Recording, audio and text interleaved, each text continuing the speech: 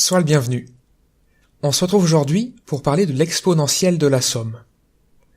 Alors l'insubordination continue, puisque notre but, ça va être de déterminer explicitement l'ensemble des couples de réels, tels que l'exponentielle de la somme, ça soit, comme on a envie de le dire, la somme des exponentielles. Pour cela, je vais prendre un couple qui est dans S, et dire que dans ce cas-là, j'ai l'exponentielle de a plus b, qui est égal au produit des exponentielles, comme on le sait, et qui serait aussi égal à la somme des exponentielles. Donc la question c'est quels sont les couples AB qui vérifient cette chose-là. Ce que je peux faire, c'est que je peux poser x qui vaut l'exponentielle de a et y qui vaut l'exponentielle de b, de manière à simplifier un peu l'écriture, et obtenir trois choses. Déjà que xy est égal à x plus y, donc que x et y ont même somme et même produit, mais aussi que x est un réel strictement positif, puisque c'est l'exponentielle d'un nombre réel, et de même pour y.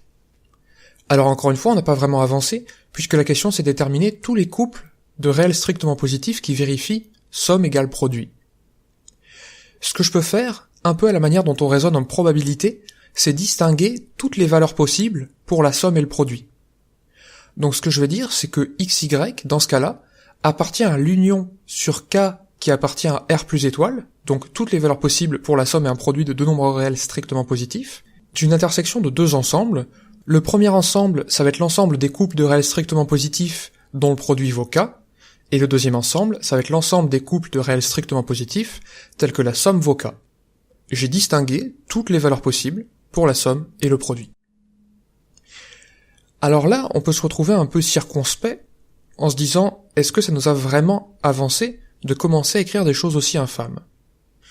En fait, oui, et c'est même magnifique, puisque le premier ensemble c'est une branche d'hyperbole, et le deuxième ensemble, c'est un segment. Alors je vais faire un dessin pour expliquer ça.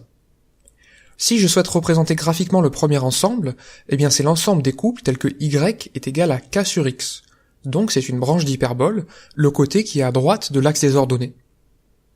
Et maintenant je dois intersecter ça avec la droite d'équation y est égal à k moins x.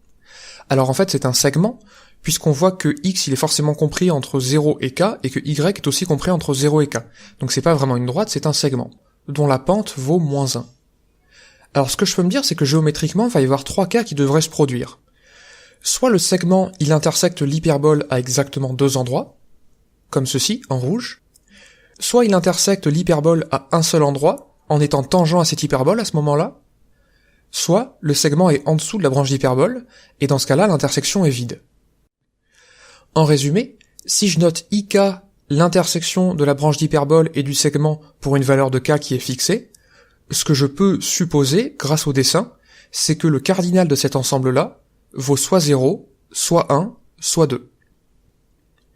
Alors maintenant, mon but, ça va être de vérifier ça par le calcul. Ce que je vais faire, c'est que je vais fixer une valeur de k et un couple xy qui appartient à ik. J'ai donc, par définition de ik, que la somme de x et y et que le produit de x et y valent tous les deux k. Mais en fait, le terme somme et produit fait penser au polynôme symétrique, et dire ceci, c'est équivalent à dire que x et y sont racines du polynôme x carré moins kx plus k. Alors ça, c'est une démonstration qu'on peut faire assez simplement, en pensant qu'en fait, ce polynôme-là, ça va être grand x moins petit x, facteur de grand x moins petit y. Si on va de gauche à droite, eh bien c'est très simple, puisqu'il suffit de développer le polynôme que je viens d'écrire pour obtenir x carré moins kx plus k, et réciproquement, si j'ai deux racines de x carré moins kx plus k, eh bien en utilisant la factorisation que je viens d'écrire, on va s'apercevoir que forcément, la somme des racines vaut k, et le produit des racines vaut aussi k. Maintenant, ceci est un trinôme du second degré, donc je peux considérer son discriminant, qui, en l'occurrence, vaut k facteur de k moins 4. Et ça c'est une excellente nouvelle, parce que je vois qu'il va y avoir trois cas possibles pour le signe du discriminant. Premièrement, si k est strictement plus petit que 4, alors le discriminant est strictement négatif, donc mon trinôme n'admet aucune racine réelle, donc mon ensemble ik est vide. Et ça correspond, en jaune, au dessin que j'avais fait un peu plus haut. Si k égale 4, eh bien dans ce cas-là le discriminant est nul, dans ce cas-là ça veut dire que j'ai une seule racine pour mon trinôme, qui est en l'occurrence k sur 2, et si je remplace k par 4, c'est tout simplement 2, 2. Effectivement, 2 plus 2, ça fait aussi 2 fois 2. Et c'est ce que j'ai représenté en bleu sur le dessin. Et enfin, si k est strictement plus grand que 4, dans ce cas-là, le discriminant est strictement positif, et les deux racines de mon trinôme, c'est k plus ou moins racine de delta sur 2. Mais en fait, j'ai pas imposé un ordre sur x et y. Donc, il faut que je trouve un moyen d'écrire très simplement que je peux avoir le couple XY et le couple YX, et je te propose ceci.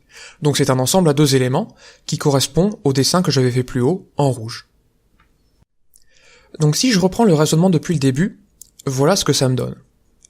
Si je dispose d'un couple AB qui est dans S, on a vu que le couple exponentiel de A, exponentiel de B, qu'on avait appelé XY, c'est soit le singleton 2, c'est le cas où le segment est tangent à l'hyperbole, ou alors, c'est l'une des intersections entre un segment et une hyperbole que je peux écrire comme ceci. Dans le cas où k est strictement plus grand que 4, j'ai à chaque fois 2 couples de solutions.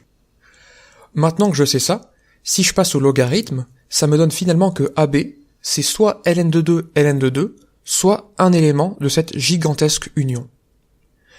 En fait, en réalité, ce que je viens d'écrire, cette grosse union, ce gros ensemble, j'ai pas encore démontré que c'est S, puisque j'ai démontré qu'une implication.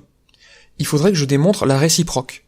Alors c'est soit un petit exercice de logique, en s'apercevant que j'aurais pu raisonner par équivalence en étant extrêmement rigoureux tout du long, mais ce qui est plus simple et qui cause beaucoup moins de soucis, c'est tout simplement de prendre un couple qui est dans mon gros ensemble ici, et de vérifier que dans ce cas-là, on a bien l'exponentielle de la somme, qui vaut la somme des exponentielles.